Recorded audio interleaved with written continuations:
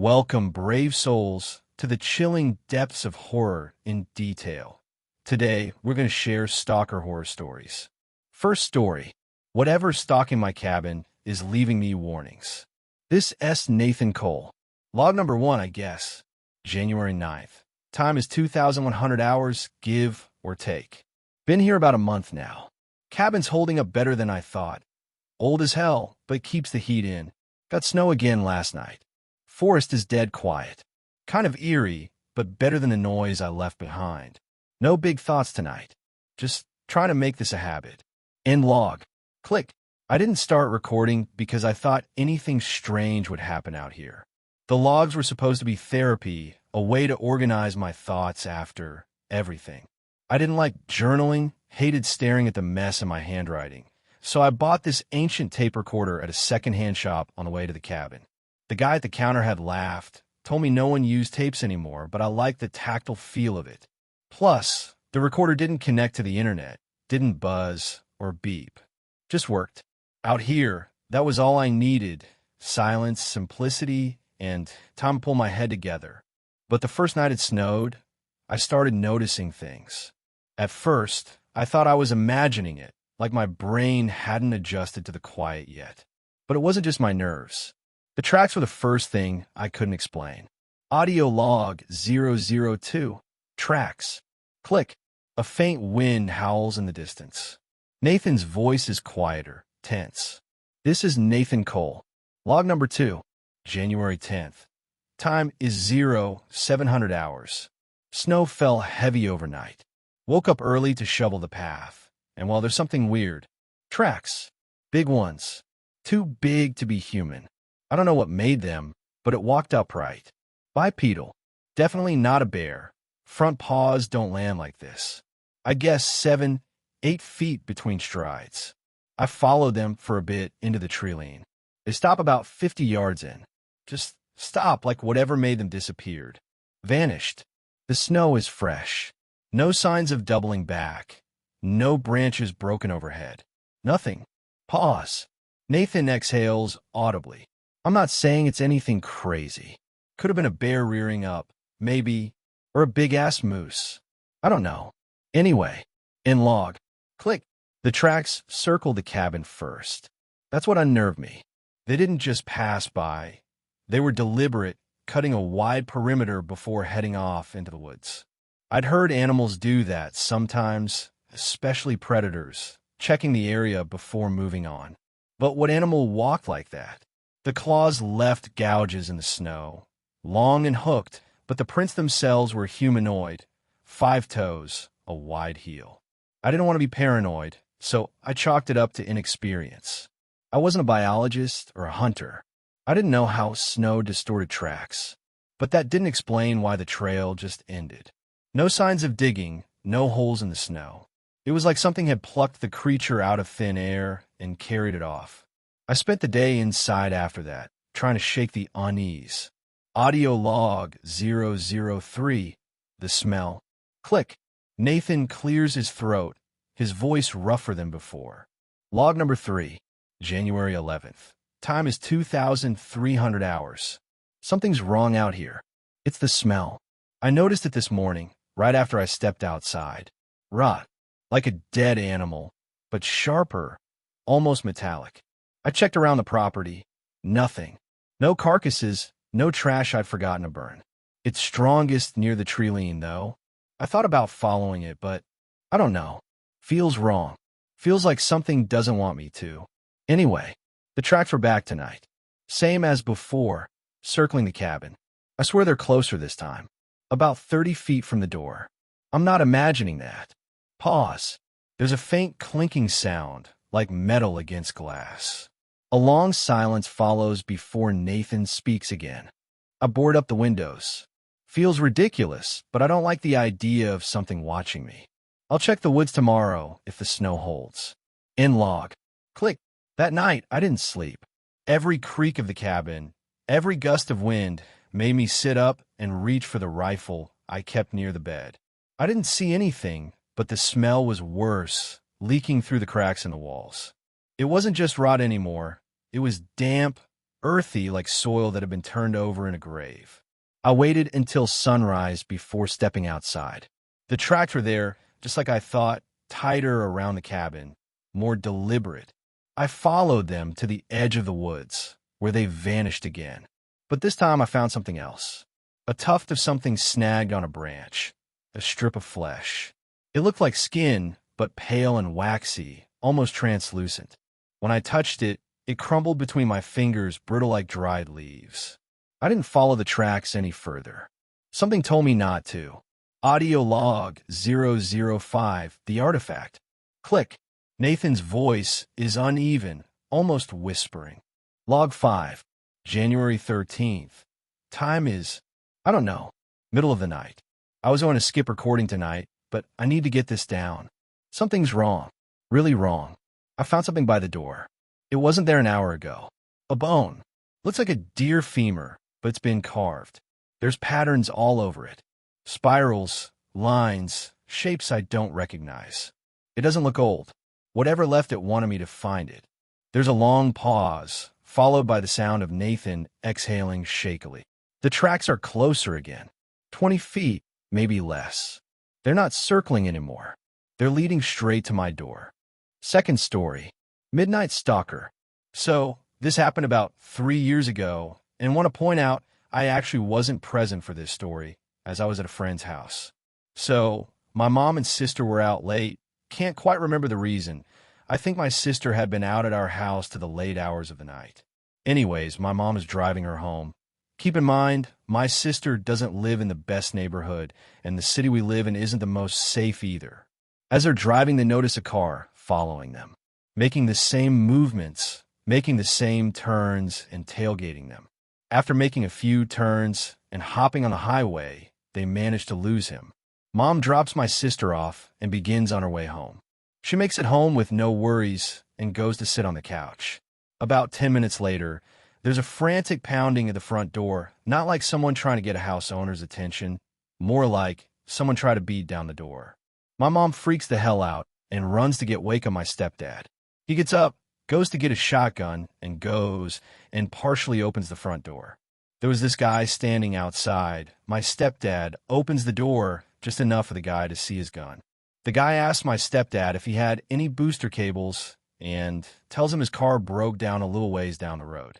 My stepdad politely tells him that no, he had no booster cables. Guy frowns and says, "Come on, man, I live right down the road. Can you just give me a ride back to town?" We live about 15 to 20 minutes from the closest town in the country, so it very quickly dawned on my stepdad how sketchy this was. If he lived down the road, why did he need a ride back to town this late at night, and not just walk back home and call for help if he lived so close? As my stepdad is processing all this, the guy looks my stepdad directly in the eyes and says, "Come on, man, it ain't like I'm trying to rob you or anything." Then laughs this weird, kind of awkward laugh. My stepdad then opens the door, raises his gun, and tells the guy he needs to get the hell off our property. The guy sprints off with no hesitation off our porch, down the driveway, and down the road, never to be seen again. About a month later, we get a knock at the door. It's some pilled-out woman screaming for someone named Annabelle. My stepdad opens the door and tells her to get the hell off her property. She runs to her car, stumbling the whole way, gets in her, and takes off. Don't know if the two incidents were related, but it is still wild. Thanks so much for reading. Definitely not the scariest on here, but thought I'd share them. Third story. My Shadow Stalker. The first time I remember seeing the Shadow Man, I was in 6th grade. I used to leave early to the bus stop, and I'd just read for a while until my friends came. For privacy reasons, I'll call them M and R. This will come in later. Anywho, this particular day, I remember it was still quite cold and still a bit dark when I arrived at the stop. I sat down on my usual spot and just read for a while, but something about that day was a bit off. I had to keep looking around me, checking that nobody was there, but I swore someone was watching me. I eventually stood up and started walking around, tried to calm myself down. After a moment, I hear a heavy step behind me. I spun around to find a black man, just standing. Now, I'm not saying an African-American man. He was black, like solid shadow. He had no nose, no eyes, no mouth. Nothing. Just black. It stood for a short second and ducked behind a bush. I froze and ran up to the bush where it had hid. I can't tell you why, I just did. But when I reached the bush, there was absolutely nothing there. Nothing. I returned to my backpack in shock, and when I finally got to the bus stop, I told her everything. She was always a skeptic, but she listened. Finally, R arrived, and I ran to tell her what was happening. Before I could even get a word out, R starts rambling. She tells me she just saw a man. Solid black. No face. She said she saw him walking toward the bus stop, and before she could do anything, he disappeared behind a tree. A thin tree. Like, no person could fit behind it. I start telling her what I saw, and M is there to prove that I wasn't copying her story. Months pass, and he is all but forgotten. I just added it to the list of my encounters, and we had too much to do with school. But only so many months after the first incident, I see him again. This time I was with my dad. We were in the car on the way to the community pool, and I'll include that it was about 8-ish, as nobody goes to the pool when the sun is down, and I don't like people. As we're driving, I look up and see a man standing in the middle of the road. The same man. I freeze, gripping the armrest, and he ducks away behind a truck just moments before we would have hit him. As we drive by the truck, my eyes stick to it, and there's absolutely nothing around it. I look to my dad, and he doesn't seem to have seen a thing. The last full-body encounter was with my mom. We were taking a walk after she got home, and by that time it was dark outside. As we walked around the corner on which I had first seen him, I get that feeling again. The feeling of eyes on me. We walk further, and I see him again. The same thing. This time, instead of hiding the moment I saw it, the shadow man was walking directly towards us. I blink and it's gone. Mom tells me she's getting a bad feeling, but she never saw him. We turn back, and I tell her I just saw him again. After that, she reminds me of the story of our haunted house when I was a kid. I don't remember much, as I was really young when we lived there, but she told me once that I had seen something in my room. She said I crawled out of my room, too scared to stand even though I was already running. And when she calmed me down enough to talk, I said me see bad ghost. She also told me how, one day, she opened the curtain in her room, only to see the same man staring at her through the window on the second floor. She backs away and wakes my dad up, but it was gone as soon as it had arrived. Keeping in mind my parents are split up, and I saw the shadow man in 2 neighborhoods, as well as small bits, a head ducking behind a wall, a charcoal black foot disappearing behind a tree, etc. In many other places, I think it is safe to assume that whatever it is attached to me. As far as I know, my mom never had paranormal experiences before I was born. I've seen, as I've said, small flashes that could have been him, but so far I have been lucky enough not to see him completely again. I still worry if maybe I'll see him again, and maybe this time he won't be as skittish. That's my story. 4th story. Stalker Ghost. I work in a small old hotel in a village in Wales. Tavern downstairs and rooms upstairs. There was only 20 rooms, a bar/restaurant and reception, ballroom and lounge. I would work the bar, which was also reception, and sometimes having to run things up to the rooms and watch the desk alone overnight. Just behind a reception desk, there was a small room I'd sit in. 5 security screens, a desk, and a kettle, and my laptop for company. It was a usual shift. Come in at 8 p.m., help clean around, gossip with my coworker, and then she would leave, and it was up to me to look after the place. I went into the back office and set up my laptop to set up a film. I didn't hear the door open, but I looked up to the security cameras to see a man standing at the bar waiting to check in. It was 12 p.m. and wasn't unusual for someone to check in this late. I walked around to the front desk, and there was no one to be seen at all. Freaked out, I walked back to the cameras and rewound the footage a little, and there was no sign of the guy. Naturally, I'm scared as shit at this point. I shake it off and sit to watch my movie. About 20 minutes pass when the hotel phone rings. I answer. The man on the phone asks for room service and expresses how hungry he is. After a lot of begging, I agree to grab some bread and butter, and some of those small cereal boxes and milk and tea for him. After I'd hung up, I realized my coworker telling me no one had checked in at all today, being in a tiny location, and I distinctly remember room 14 being free, the room the call came from. She must have made a mistake, or I might have heard her wrong. Forgetting all about it, I took the food upstairs, walking up the large wooden carpeted staircase, making my way through the small and narrow hotel corridors. I must have knocked on his door about 20 times, and he didn't answer. I decided to leave it by the door. I had a front desk to look after. I sat in a back office, once again watching my movie. I kept looking up at the security screen, one window showing the empty corridor with the tray of food left, one showing the bar/front desk, one showing the lounge, one showing the ballroom, and another corner of the corridor. I looked up once again to see the door to room 14 open and the same man I saw at reception earlier take the food and step back inside. I checked the check-in book, and sure enough, someone had checked into room 14, but there was no sign of who had checked him in, and I didn't recognize the handwriting. And I'm sure my coworker told me no one checked in today.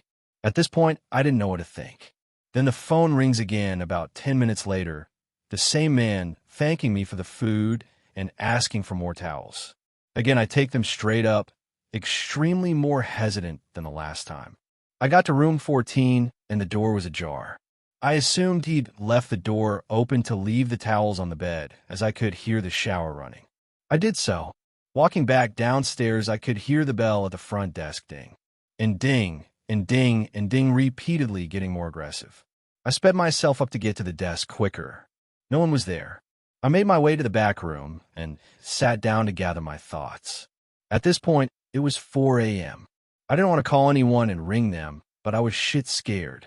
I picked up the phone and rang one of the coworkers that had been using one of the staff bedrooms, used for late shifts, sharing long shifts, or staying there if they lived outside the village, as it's in the middle of nowhere. I told him something was wrong with the front desk. As I wait for him to come down, I notice key number 14 is back in the slot behind the bar, as if it was never taken. Well, I go to show him the book with the name of the gentleman that had been freaking me out. The book is in nowhere. This isn't the only freaky experience, but it's my first. My boss doesn't speak about hauntings. Coworkers have told me about ex-workers that have left or complained about sightings. Guests complaining about so many unexplained things. I was so shook up my boss gave me the next day off, and now I only work part-time. And rarely do overnight shifts these days, as I always experience something when I'm working nights, whether I'm on my own or not. Fifth story. Being followed by a stalker? I need advice on a situation and whether I'm in danger RN. This might not be the right sub to ask whether I need like an exorcist or something, but I don't think I will be able to get one anytime soon, so I just want to not have to keep this to myself. What happened was that I, 22M, was on a family trip to New Hampshire to visit my divorced aunt, 47F, and uncle, 49M, and cousins. One is 27M, the other 11M. They have 2 cars, one of which belongs to aunt and the other to older cousin.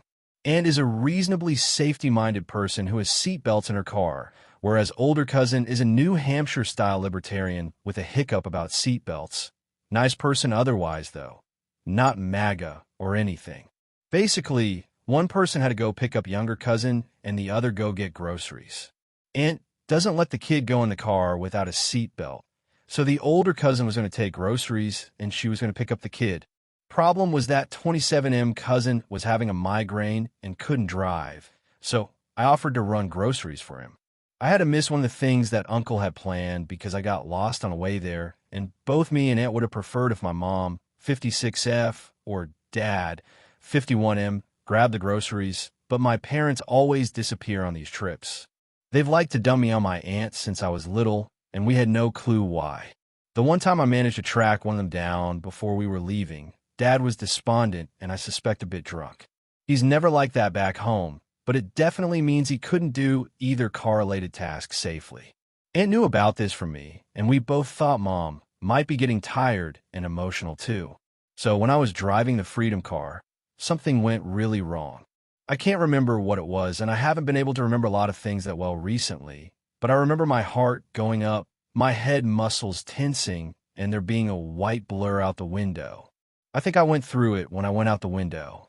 After that, I don't remember any pain. I remember a feeling of weightlessness and a wood smell. Then I had a feeling of being dragged by the foot, but it was like my foot was far away behind me.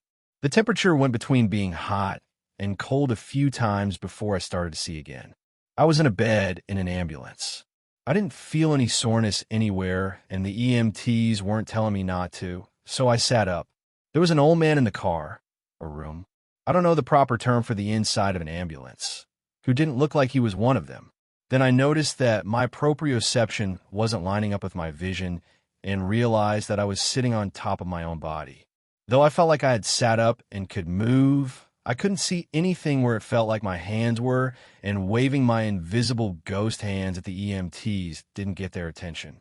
This was when the scraggly old man started talking. He told me, "That doesn't work. We can't do that most of the time." This is when I started to think that I was dead and not just having a hallucination or weird dream. Not one of the EMTs looked at him when he talked, and it really creeped me out. At this point, I had caught up enough with my surroundings to take note of what he looked like. Dirty blonde, like me, poorly kept beard, male pattern baldness. I think he was 70 at most, and how messy he looked is probably making me overestimate. He had an accent that I think is either French-Canadian or Russian. Yep, that's kind of broad. I'm not amazing at telling different accents apart, and had a lisp where he couldn't make a TH sound. I didn't say anything else to him, but he went on to tell me, "I've been with you since you were very little, and it's well past time you caught up with me." I told him I didn't want anything to do with him, and he started shouting, but I couldn't catch anything with his thick accent. After a few minutes, he calmed down. He'd periodically say $30, or at least that's what I heard, for the rest of the time I was aware during the ride, but didn't look at me. Then I woke up in the hospital. I don't remember being taken from the ambulance to the hospital room, so I think that they stabilized me before then. The old man in the ambulance was gone, and the doctors told me I was in cardiac arrest when the EMTs found me. I would be bedbound for some time while my ribs and sternum healed, and possibly need occupational therapy after that due to nerve damage from lack of oxygen. My parents showed up to visit me. Dad was slurring really badly, but Mom wasn't, so I decided to talk to her on her own. I didn't think I'd get much useful from her if I asked about a weird man in the ambulance talking to me, so I asked if she knew anyone who talked like him, with the accent and the lisp and vocal tick. I largely expected her to know nothing, but instead she got really defensive and insisted that no such person existed. I didn't tell her anything about how I met him, so I don't know why she'd have any reason to think that. I tried asking Dad next, and he got very solemn, more solemn than I thought someone that shit-faced could be, and told me that the two of them vowed to never speak of that man and refused to elaborate. This has got me really worried. I haven't seen the strange man since, and Mom and Dad aren't talking to me, so it's just my aunt and the hospital staff. While I saw might be funkiness from the cardiac arrest, and this lingering paranoia might be the same or from isolation or the lack of sleep I've had. The staff tell me that getting sleep will help me heal faster, but I just can't. I hear this clacking sound down the hallway at night, and it keeps me up. I'm too nervous to ask anyone else if they hear it. It sounds like hard plastic on tile. It sounds like he's pacing. 7th story. I think my postman is stalking me. I'm also terrified it's just my imagination. Weird things have been happening for a while. Things I didn't really put down to anything, aside from the post, and being interested in his customers. He will normally only knock the door if here is a parcel that's too big for the letterbox, or a parcel or something that requires a signature. But recently he started knocking when there are just plain old bills and letters. He knocks, and waits for me to answer before rummaging around in his sack for my mail. A few weeks ago, he dropped my letters when handing them to me, dropped meaning threw them into my house, and then crawled around on his hands and knees picking them up and smirking. All the while I'm saying, "No, really, you don't have to," and he's just baring his teeth up at me, maintaining eye contact for longer than necessary. Inappropriate. I didn't answer the door to him for a few days after that, but on 2 occasions, I saw him walking up one side of the street and down the other, out of his male uniform, glancing over at my house. On the Saturday of Easter weekend, I was sitting in the back garden, enjoying the sun. I wear SPF 50 and will only really stay out until 11 a.m. when the sun starts getting too strong for my freckly ginger skin. The postman usually arrives around 9:10-9:30. I've been sitting out for about an hour on a sun lounger, soaking in vitamin D, when I heard a voice which, given my back garden is private property, I was not expecting. "Oh, aren't you Lucky Dash?" Naturally, this scared the living daylights out of me. Much, I'm sure, to the pleasure of smirking Mr. Postman. Smirking Mr. Postman, who had assumed it okay to unlock my side gate and sidle round the back of my house with some more letters. Although you're going to get some terrible tan lines in that t-shirt. At which point I was already on my feet, snatching the letters out of his hands and marching him back down the side of my house. I slammed the gate, slid the deadbolt through, and snapped the padlock into place. Without even looking at the letters, I placed them promptly in the chimenea and lit it. I couldn't handle the thought of me or any of my family touching anything that creepy man had touched. Ugh.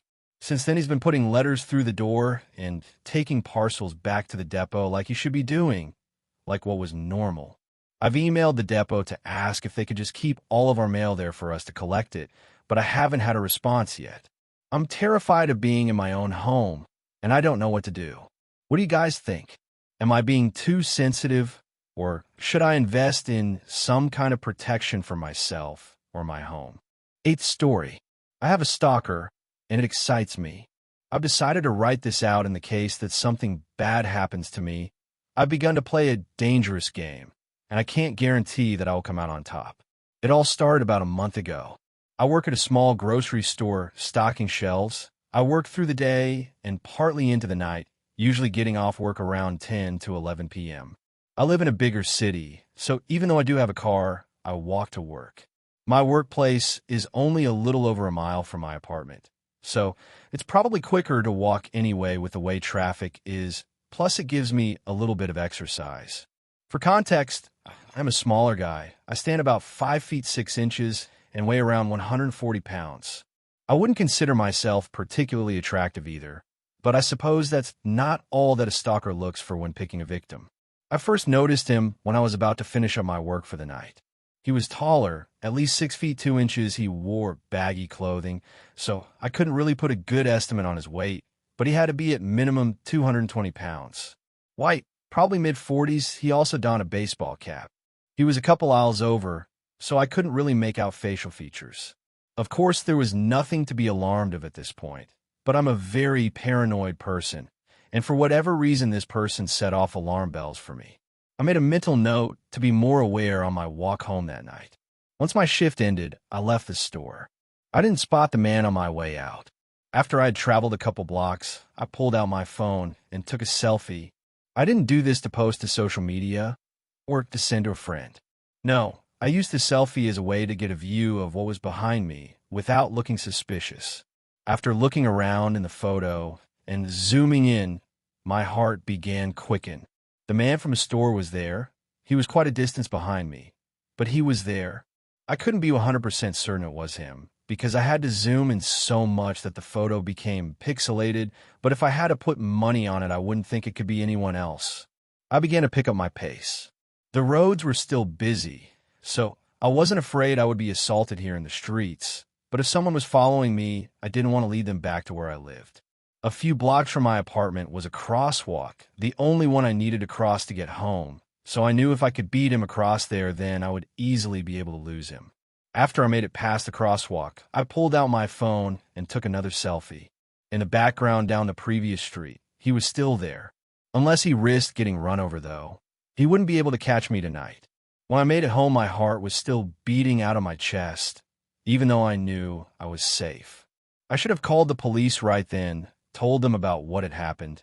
They could have taken a look at the store cameras and possibly identified the man. I could ask my boss to switch me to day shifts to avoid a situation like this again. Those are things I should have done, but I didn't. I had never thought of myself as an adrenaline junkie, but this experience had awoken something in me I didn't know existed. I don't know what this man wants from me. At this point, it was still quite possible that I was simply overly paranoid, and the man was simply making his way home as I was. Oddly, part of me hoped that wasn't the case. Whatever this was, I didn't want it to end yet, but I also have no intentions of being a victim. I didn't spot the man while I worked the next day, but once I was off, I decided to once again use my selfie trick. It turns out my new friend would once again be joining me on my walk home. Much like the previous night, I quickened my pace. I still didn't want him to know where I lived, at least not yet. Once again, I managed to lose him at the crosswalk, but he had certainly gotten closer this time. Over the next 2 weeks, this game played out much the same, with him inching closer each time, until finally he made it past the crosswalk. I'm sure he saw where I lived that night. The first time he made it past the crosswalk, but he still did not make his move yet. He wasn't the only one making progress, though. I had begun prepping myself as well. It's incredible the things you can buy online nowadays. My first investment was a taser. I carried this on me on my walks home, just in case he tried to pull anything outside my apartment, but since he follows me on foot, it's my belief that he won't try anything until he's inside my home. So naturally, my next move would be to booby trap my apartment. I live alone and don't get any normal visitors. Even the landlord never bothers me as long as I pay my rent. So, setting up traps in my apartment wouldn't be a danger to anyone except my stalker, and potentially myself. The first trap I set is by far the most simple. A makeshift tripwire just inside my front door. It's not connected to anything complex, as its name suggests. It is just there to trip my friend over, or at least make him stumble. It won't do any extensive damage, but should it work, it would at least alert me to my stalker's presence. The next trap is also simple, but perhaps a bit more cruel. You see, the main floor of my apartment is wooden. So I took the liberty of removing a couple of the boards leading to my room and placing a fine row of nails in the space underneath.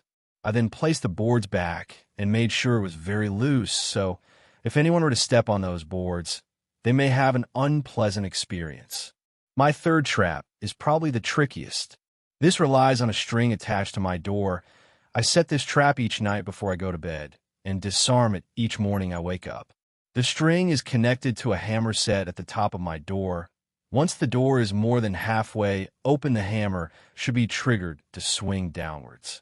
Based on my estimations of the man's height, the hammer should land somewhere on his forehead. I only hope there should be enough tension in the trap to create a force strong enough to knock the man out. My final trap isn't so much a trap as it is a decoy. Should the intruder make it past all my traps and approaches the figure in my bed, they won't find me.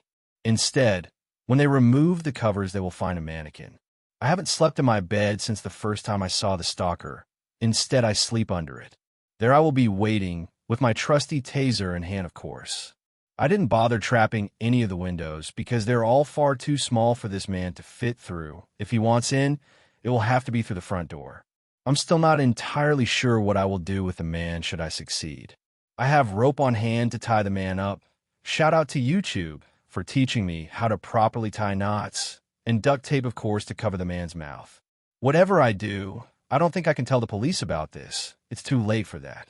There's also the chance that I don't succeed if the man makes it past all my traps and somehow manages to disarm me. Then I know there is no way I can outfight him. I don't know what his full intentions are, but that's part of the game. Now all that's left is to wait for the man to make his move.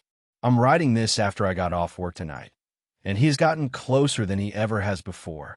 He even walked past my front door a few minutes after I made it home tonight. Actually, I think I can hear noises coming from my front door now. Wish me luck. Ninth story. I think my therapist is stalking me. I started therapy when I was in high school. My parents had gotten separated, and my grandfather had recently died, so they thought it might be a good idea for me to talk to a professional about my feelings. It really did help, too. All through high school, my therapist helped me get through breakups, fights with my parents, finding a college and figuring out what I want to do, etc. I go as far as saying my therapist and I had gotten really close over the years, and I stuck with him in college and beyond. I knew a lot about him through the sessions as well, and he felt like a friend I could always confide in. Now I'm 23, I'm settled into my post-undergrad job, and things are starting to get weird. I didn't notice it at first, but he started asking me weird questions in our sessions. Sure, we were close, but these were questions on a personal level that I felt went beyond a client-doctor type of relationship. And I know that's a job, but the questions just rubbed me the wrong way. For example, he asked me if I had any sexual fantasies involving work, which I thought was weirdly specific. I said no, but I was lying. I had never told anyone this, but I had once written a short romance novel involving a co-working on mine and uploaded it anonymously to Wattpad.com, not thinking anything really of it. And anyway, it was months ago, and this person had been promoted in that time and was now in a different department. They've been working there longer than I have. Of course, I had talked to him about sex stuff before. I mean, when I was in college, it was still pretty new to me. I was a virgin until my senior year of high school, and even then wasn't consistently sexually active until my sophomore year of college. And at the time, I thought it was important to talk that sort of stuff out. But I felt like asking about sexual fantasies unprompted was crossing a line. There were other ones too, like what I dreamed about, and asking for vivid details that I wasn't even sure I could remember. And yeah, maybe he was just trying to figure where my head was at and my mentality and all that, but the way he asked made it seem like there was more than meets the eye to the purpose of his questions. One day, I was at the mall, searching for some new perfume when I ran into him at Macy's. I thought it was kind of weird for him to be in the women's section, but he said he was buying a birthday present for his mother-in-law. We chatted for a bit and went our separate ways. That was fine, but after that the questions really started to get to me. He was asking about a lot of sexual stuff, and in the session after our run and asked specifically why I chose that perfume, almost as if he was a marketing analyst trying to figure out my buying habits. It was real weird. Then we started running into each other even more in public. The park, coffee shops, even a yoga class once. It was getting to me. Then one day, I had broken up with a guy I had been seeing for about 10 months. He helped me through it, but he said something that he didn't even realize he had let slip, but did. He was talking about how hard he understood it was to lose contact with someone almost overnight after spending so much time with them previously. He said he went through the same thing with his wife when they had divorced, and they had pretty much lost touch immediately. That's when I realized, when we ran into each other at Macy's, why would he be buying a birthday gift for his mother-in-law? He and his wife had been divorced long before we met. One of the reasons why my parents chose to talk about their divorce. So he definitely wasn't buying any gifts for his ex-mother-in-law. At the end of the session, I told him my plans for the next few days as if I was just making conversation as I paid my bill, but I had other motives. It was time for the stalkie to become the stalker. I had told him I was going to refill my meds he had prescribed me a while ago, mostly because I knew that he knew where it was. So, 2 days later, I go to my pharmacy, but before I go and I wait in the parking lot and pretend to go through my purse like I'm looking for something. I wait a couple minutes, then I watch and see his exact car pull into the parking lot, and I duck down. The driver parks a few rows away, but doesn't get out, instead pull out a notebook, and that's when I see it is him. I was right. So I get up, without making it seem like I saw him, and casually walk into the store, and once I enter, I glance through the window behind me and see him writing a lot. When I get back out with my prescription, he's gone. My pharmacy has a drive-through, which I usually use, so it is abnormal for me to go into the store. I bought a pack of gum with him.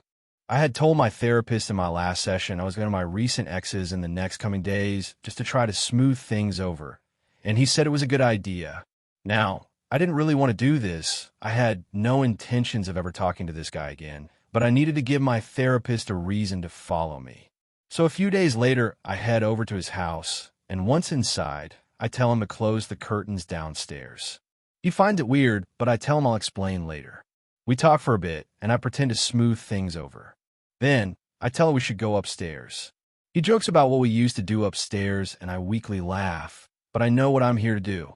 I look out his second-story bathroom window that faces the side of his house, and sure enough, a house or two over is my therapist, sitting in a different car I've never seen. He's going crazy writing in that notebook of his, and I'm getting a really weird feeling. "Hannah, are you okay in there?" My ex shouts from the other side of the door. Seth, come in here a second, I say. Okay, he says with a smirk as he opens the door. Look at that car over there, I say and point. Yes, so? He replies, have you ever seen that car around before? Is it one of your neighbors?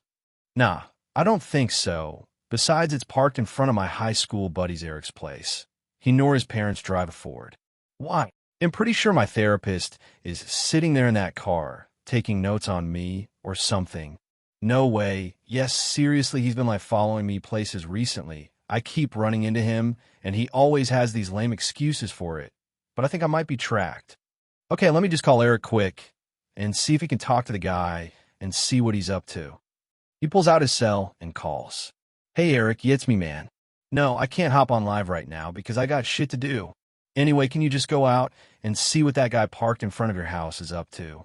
What guy? Dude, look out your window. Yeah, I know. Just go talk to him, see what he wants or is up to. Okay. Yeah. Thanks, dude. Call me once it's over. Thank you, I say quietly, and we watch Eric come out of the house, approach the car, and start talking to my therapist.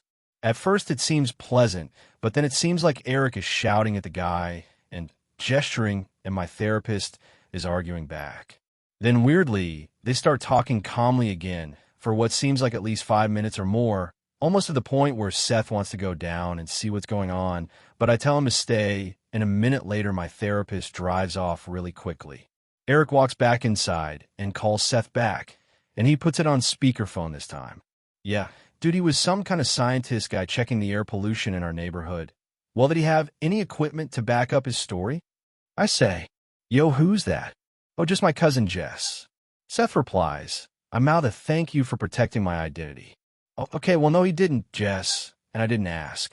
Well, you sure were talking to him for a long time. What were you saying then? I don't know, I asked about the air pollution. I don't want to be breathing in no chemicals and shit, I was worried. I roll my eyes. Seth said, and you didn't think it was weird at all he was parked outside of your house? Nah, man, he just seemed like some climate change nerd. Anyway, I got an online match to get back to. Can we talk later? Yeah, I do talk to you later. Well, that was weird, Seth said. You really? I don't know if I feel safe with you leaving, yet can you stay here? Yeah, that's a good idea, but we're not doing anything. So we end up just getting high and watching Family Guy for a while. But before I leave, I look out another one of his windows, and down the street, in the other direction, is another unfamiliar car that wasn't there earlier, different than the new one my therapist had. And in it was his ex-wife. I knew it was her, because I recognized it from a picture he had on his desk of them together with their kid at Disneyland. She just looked a lot older, and she, too, was writing in a notebook. Seth, you're not going to believe this, but my therapist's ex-wife is down the street in the opposite direction taking notes. What the hell? I don't suppose you have a nephew or something that lives at that house to tell her off? I say jokingly. Nah. Okay, before I leave, can I take one of your hoodies? I'll give it back to you later this week. And it doesn't mean we're back together or anything. I just needed to look like we are. Yeah, I guess so. Here. And he grabbed one he doesn't really use, and I put it on. You sure you'll be okay? Yes, Seth, I'll be fine. I'll meet you later this week at the gym you usually go to, and I'll give it to you there. Okay, see you then. I leave his house, get in my car, and pretend to drive away, but the ex-wife is still there. I drive around the corner and watch her drive off a few minutes after. I follow behind her, careful not to make it obvious, until a few minutes from where I live I realize she's going to my house. So I quick take a shortcut that I don't use often and speed over to my house just before she gets there. Except I hide behind my neighbor's car and watch. She just sits there taking notes as usual. I had gone inside quickly and turned on a light in the kitchen and turned the TV on to make it seem like I was inside. She was so engrossed in her note taking she didn't notice I had crawled to the driver's side door. I then peeked my phone over the window and took a quick picture of her notes. I crawled away, ran through the back door of my house, and looked at the pictures. What I saw still shakes me to my core to this day. 10th story.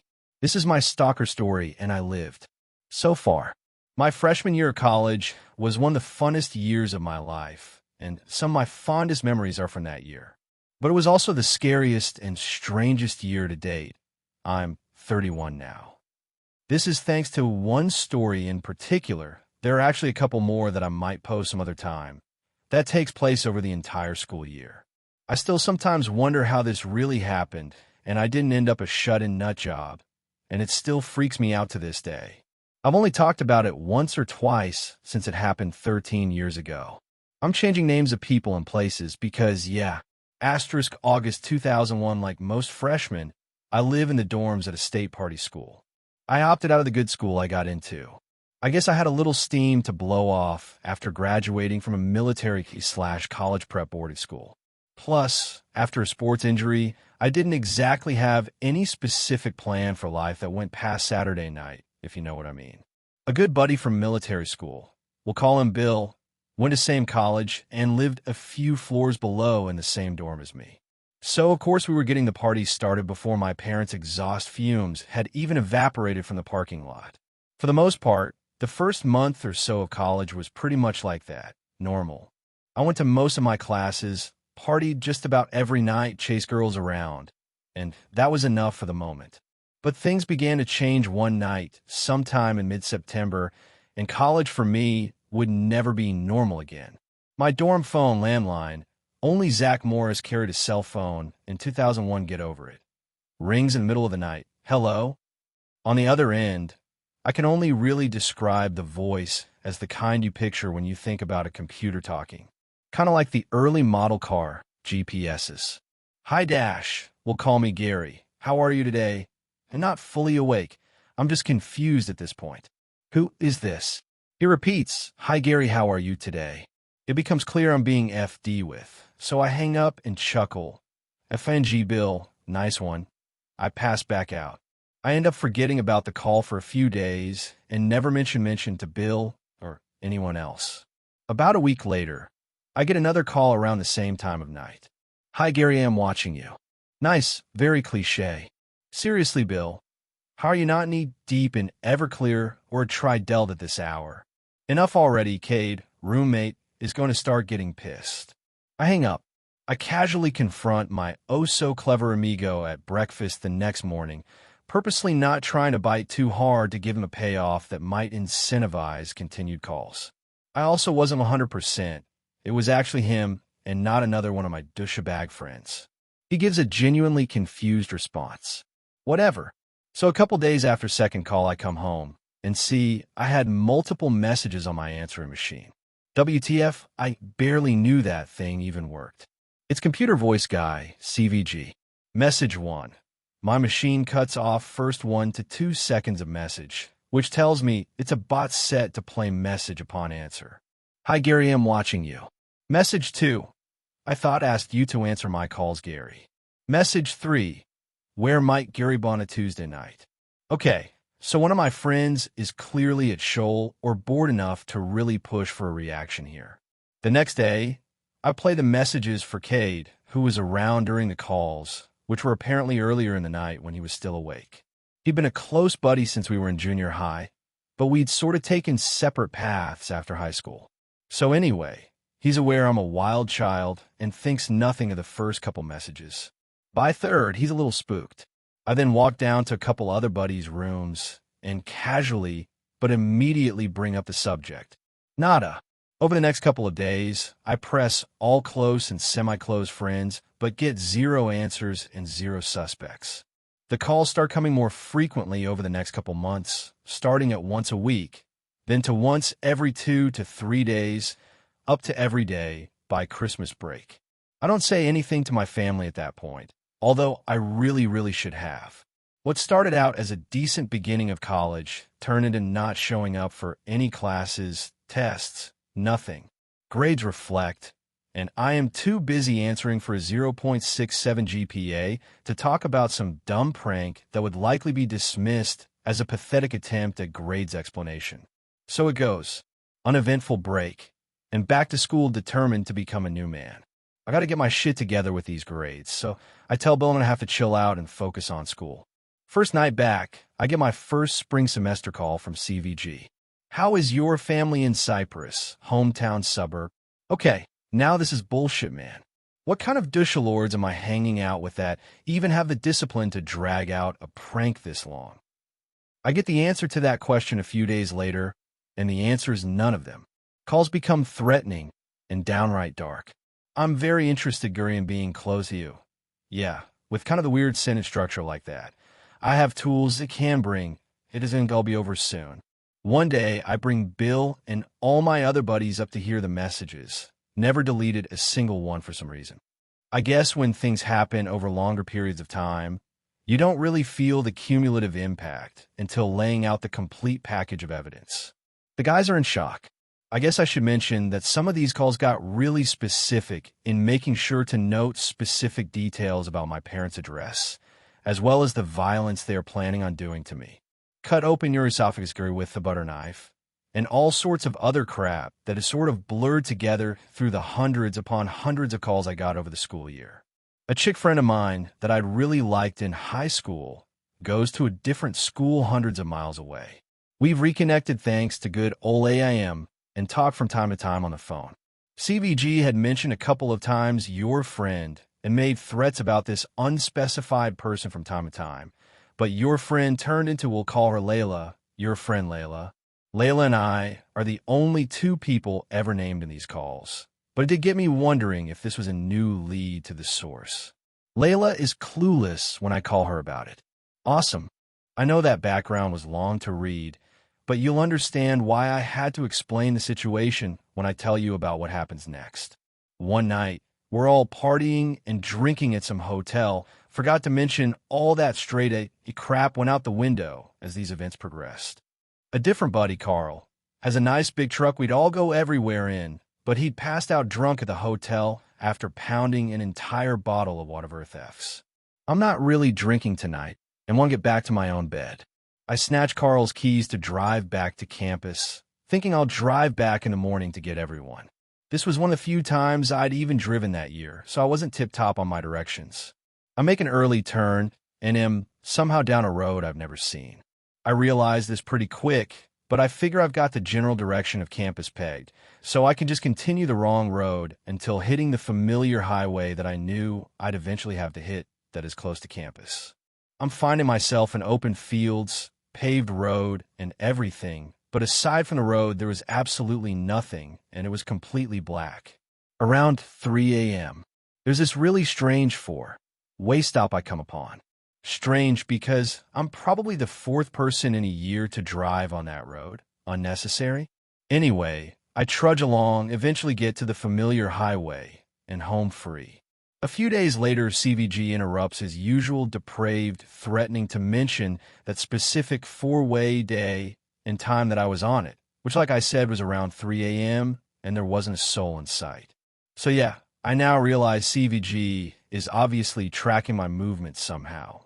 Note, I later joined the military, worked in the intelligence community, and worked special operations and tracked bad guys all around the world. To this day, I still can't figure out how this dude knew I was in the middle of those fields on that date in the middle of the night. I never mentioned it to anyone. Around March, this apparent rendezvous became CVG's focal point, and he'd make sure to let me know the day way close.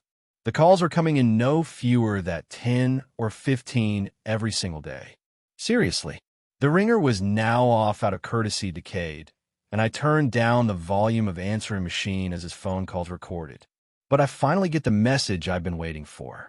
Keep in mind, I've now become somewhat infamous, at this university by now because of CVG. People were constantly knocking on my door, wanting to hear the messages. Friend of a friend of whomever I know. It was all people wanted to hear about at parties. Blah, blah, blah. For a split second, it was cool because I'm pretty sure I ended up getting laid a couple times indirectly from introductions conceived through interest in the guy with the stalker. Don't judge me.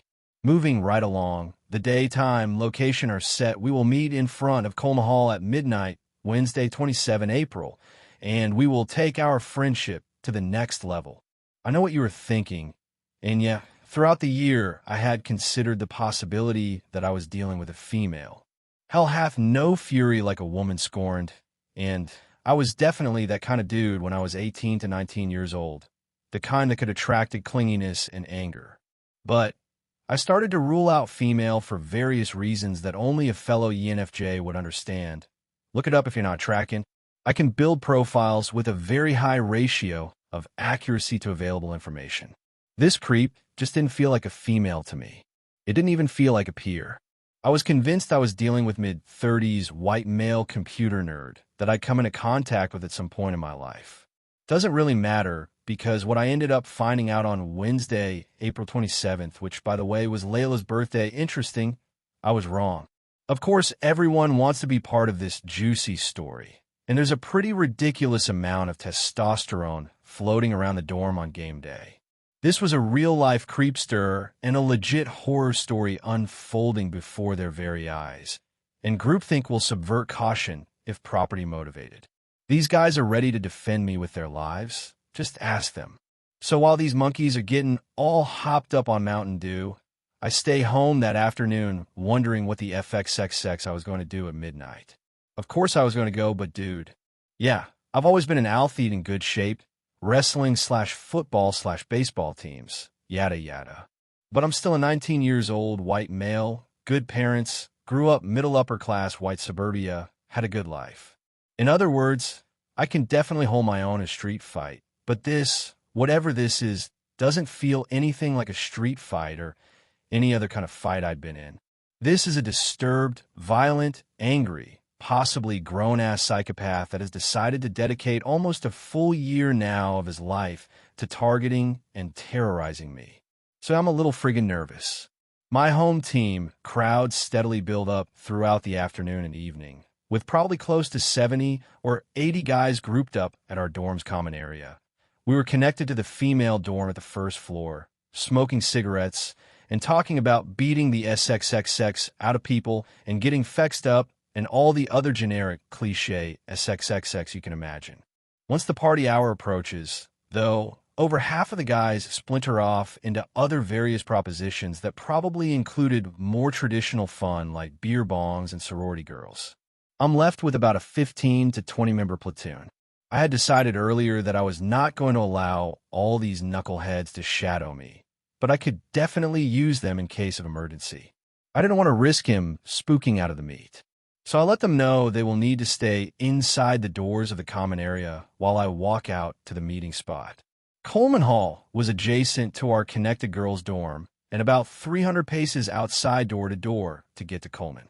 The witching hour came, so I leave the crew to begin the longest couple hundred or so paces of my life. My boys can see me through the glass doors, but wouldn't really be able to see much once I get to the Coleman Hall door. Insert link about 100 paces out from my spot. I observe two things at the same time. One, some kind of small, quick movement in front of the patio walkway that goes all the way around the building. And two, the movement was in a spot along the walkway where the only normally uber bright bulb is out. I'm not exactly sure how I was able to see him, but I suddenly realized someone is crouched behind one of the contiguous cookie-cutter bushes outside the patio perimeter against one of the building pillars. In dark clothes and hoodie, he's a few feet off from the path where I'm supposed to meet him and positioned to where I really should not have been able to see him, given the pillar blocking any shadow plus the burnout I later found out smashed light. In fact, I could have easily walked all the way to the door without ever have noticed someone down there. Nope. I sort of jump mid-step as this happens, and I see him raise up a little thinking I might have seen him. I see him raise up and take a step toward me, and fight or flight hits. I've learned that my particular fight or flight chooses fight in more mild situations, flight during intense situations. But for SXXX European situations, it's scarier to run away with your back to whatever scary SXXX I'm dealing with, so I fight. Before I realize what I'm doing, I'm in a dead sprint toward this MF, who I'm guessing sees what I can't yet, which is my platoon busting through the glass doors in hot pursuit. Creepster nopes the F out of there, running on the patio alongside Coleman Hall toward the parking lot. Insert or refer to picture link again. I can tell this isn't the mid-30s computer nerd I predicted. Creepster is above average height, above average broad, and build athletically. That's all I could tell really. I'm not even sure if he was white, because he was at least tan, if not Hispanic, Middle Eastern, etc. I'm really booking it as he right turns on a dime at the edge of the building. I realize I'm moving fast enough to catch him, but everyone else is really far behind. I also realize I'm moving so fast I won't be protected as I turn hard right at the corner of the building. If he stops there, I'm toast. As I turn the corner, I see the van sitting alone in the parking lot in front of me. It's running and brake lights flicker on then off, park in a drive, and begins inching forward toward the exit. Home Slice is of course heading for the van, which for some reason sent this whole new level of fear into me. This is it. This is really happening, and I'm going to get fexing murdered tonight. But I can't stop. Something keeps me moving forward. I guess I come this far, dealt with this crazy BS for almost a full year now, completely unable to do anything other than try to ignore it. I'm not exactly going places academically at this point, and my life doesn't quite have all that much purpose to it yet. If I'm going to get schwacked, I will at least know, and this crap will at least be over. Plus, I still have a chance to catch this madman before he gets away.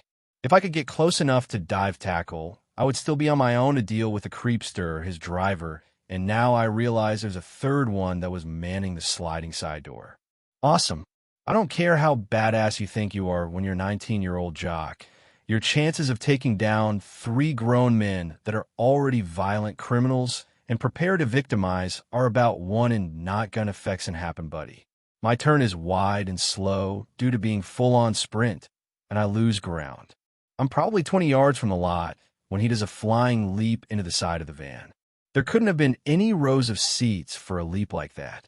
Creepster number 3 slams, sliding door shut as van peels out of the parking lot, bangs a right, and gone in an instant.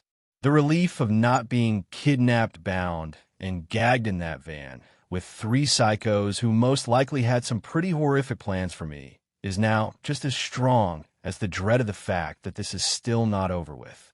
I was speechless, and so was my platoon as they catch up a minute later. A few of them caught up enough to witness the parking lot scene, but no one was talking. Testosterone has now been replaced with genuine and earnest concern. They all just stood there with me, catching their breath and making sure I was all right. One guy asked if anyone got a plate number. Not even I did. Not enough light. We finally start walking back, and I'm reliving the scene as we retrace our steps. As we get closer to the original meeting spot, I see something that scares me more than anything else in the entire equation has up to this point. On the opposite side of the pillar, where Creepy was crouching, there's a video camera sitting on a stand pointed right at the spot I would have been standing at when I should have not been able to notice him. It's still recording. Thanks a lot for watching the video. Till the end, subscribe to Horror in Detail for more videos. Drop your suggestions in comment section.